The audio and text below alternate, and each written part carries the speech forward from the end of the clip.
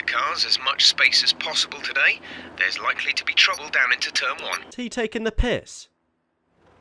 Is he taking the piss with that? Don't know how he can point the finger at me before the lights have even gone out.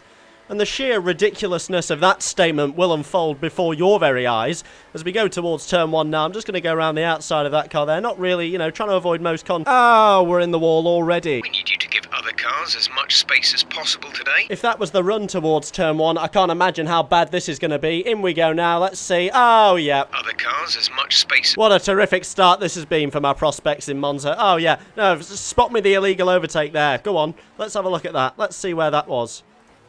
This continues to just be a terrific start for me. Absolutely terrific. That really, really good. And just remember, that was all my fault. We need you to give other cars as much space as possible today. What an absolutely ludicrous start to a Grand Prix. That really does take the cake, that. How I'm not last is astounding, to say the very least. So we're going to limber on. I mean, obviously, right, so we've got no front wing. So already the race is completely ruined because the damages are minor.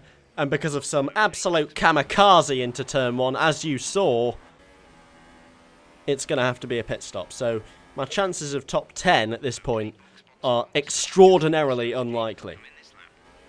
But it gets worse, believe me. Approaching turn 7 then, just before Ascari, and we've got two guys fighting it out much faster than me because I've got no front wing. So I decide to go to the inside, cut the corner, let them through. What wasn't welcome was a third Heffalump coming flying down the inside, pushing me to cut the next corner, and it's another illegal overtake in some of the most farcical circumstances, well, certainly I've ever seen. By the letter of the law, it was an illegal overtake, but he pushed me to cut the corner.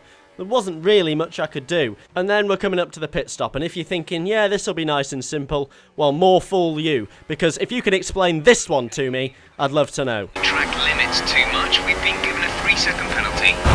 I mean, what is that player doing? Is he just parked on the entrance to the pit lane? It absolutely baffles me what he's playing at. So that's another penalty. Just because I didn't have enough of those going for me, so we thought they'd offer me up another one. Go, go, go. You'll be racing on the exit. Is he taking the piss again? Is he taking the piss with that? I haven't been racing anyone at any point so far this Grand Prix. Then it gives me absolutely no chance to make turn 1 out of the pit exit, so I invariably miss it. And what do we have there? Oh yes, it's another penalty. I'm getting so many penalties this game, I feel like Real Madrid. The first corner continued to be the bane of my life, as into it next lap, it was yet another episode of Strictly Come Dancing F1 edition.